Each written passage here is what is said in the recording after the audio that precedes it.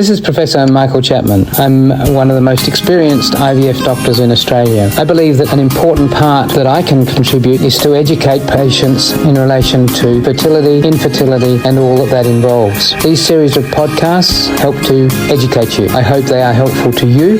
If you wish to know more, however, I'm more than happy to have you contact me via email, which is profmchapman@gmail.com, or make an appointment to see me on 9138 4222.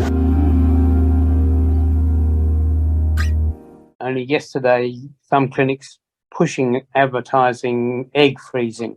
So egg freezing grew up around about 15 years ago, when the technology improved sufficiently for us to give some degree of reasonable chance of producing an embryo and therefore a pregnancy after you freeze eggs. The first IVF pregnancy from a frozen egg was actually back in 1986 out of Adelaide. And then the next pregnancy wasn't for about 7 or 8 years later.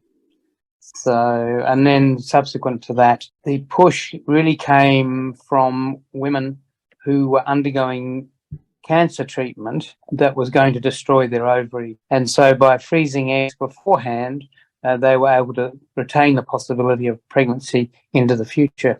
And that's where it really gains some momentum. The freezing process certainly has changed over time, and the vitrification process that we now use is significantly better than in the old days. The old days, I'm talking 15 years ago.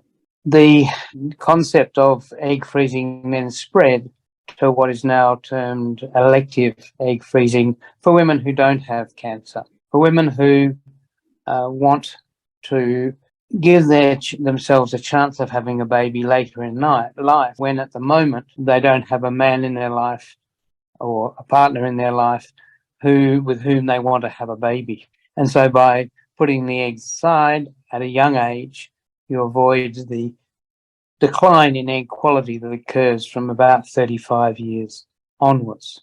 So that's banking them away in the hope that that will get you a baby in the future.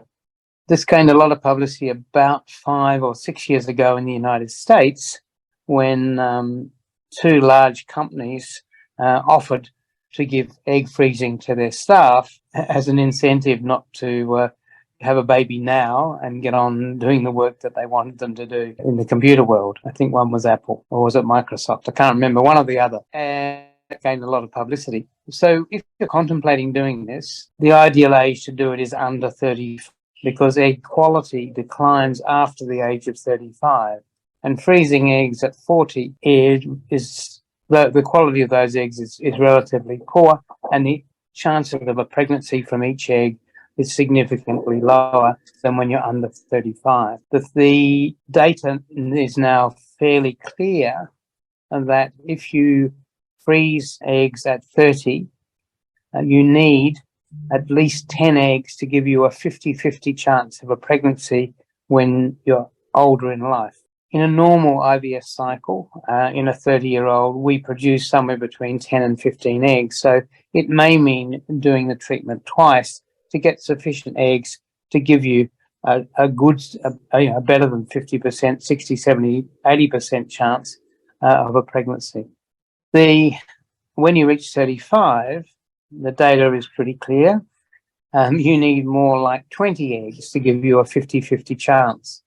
So to get 20 eggs, you may, and at 35, you may need to do more than 2 cycles even to get that sort of number to give you that chance. And when you reach 40, to give you a 50-50 chance of a baby, you need to freeze 100 eggs. Now, no one's ever going to do that.